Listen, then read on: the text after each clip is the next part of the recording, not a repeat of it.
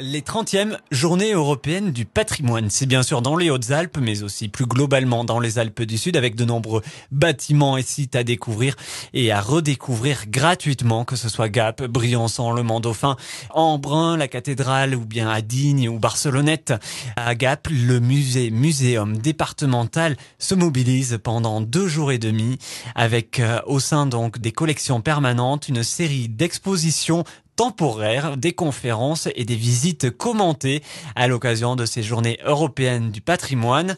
Écoutez, à ce sujet, Frédérique Verlinden, directrice du muséum départemental à Gap. Alors c'est un double anniversaire, c'est le 30e anniversaire des Journées européennes du patrimoine et c'est le centenaire de la loi sur les monuments historiques et sur le classement des monuments et des sites.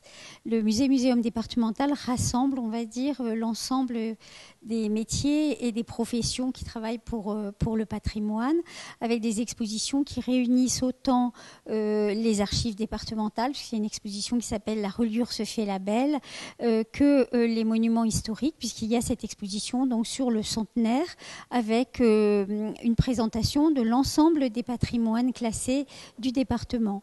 Pour notre part, au niveau du musée, nous conservons des monuments historiques, un Hermès double de Jupiter Ammon en archéologie, et puis nous avons sorti un dépôt qui nous a été consenti par la ville de Chorges, qui sont donc 2 croix du 15e de procession.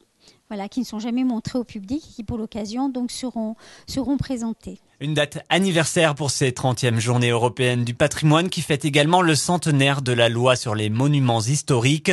Patrimoine des Hautes-Alpes 1913-2013, c'est le thème de l'exposition menée par Philippe Grandvoinet, architecte des Bâtiments de France en chef dans les Hautes-Alpes, qui dépend du service territorial du ministère de la Culture.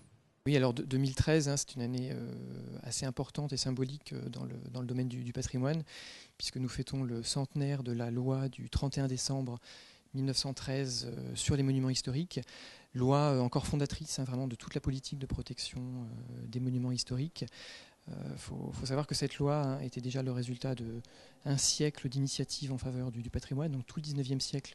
On a eu des initiatives et puis tout ça s'est concrétisé donc en 1913 avec la loi sur les monuments historiques, donc telle qu'elle existe toujours. Elle a simplement été codifiée donc en 2004 dans le code du patrimoine. Voilà. Le programme complet à voir ou à revoir sur notre site d'ici.fm ou sur le site du ministère de la Culture consacré aux Journées européennes du patrimoine.